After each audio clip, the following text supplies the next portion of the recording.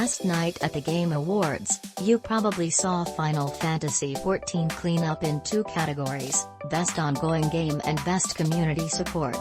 The MMO has grown a fiercely loyal fan base, and with the new release of the Endwalker expansion, it's treading into some new territory. As far as I can tell, Final Fantasy Endwalker boasts the highest score on Metacritic among users in 2021, and one of the highest in the all-time list, though it may decline as more reviews roll in.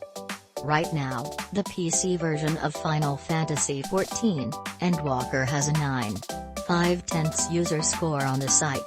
Here's how that compares to other big hits this year. This is also higher than Shadowbringers, the other beloved Final Fantasy XIV expansion, sitting at a 9.1 on PC. If we're talking all-time high scores, it's actually number 12 on the list, beating out The Witcher 3 with a 9.4, Half-Life Alyx with a 9.2 and both Last of Us games with a 9.2. Granted, those games have many thousands more reviews counted, and the PC version of Endwalker only has a few hundred in, but still, it's significant. The narrative is clear, however. Endwalker is a massive hit for Final Fantasy XIV fans, which does reflect the sentiment I've seen on social media among players since its release.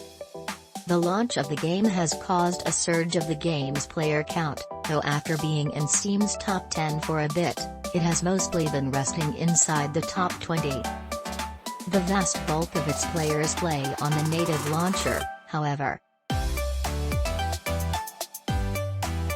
Final Fantasy XIV continues to be one of the industry's most impressive turnaround stories, an utter disaster that was reworked into what we're seeing here, one of the most beloved MMOs in history, creating must-have expansions over time that are still satisfying the player base after all these years.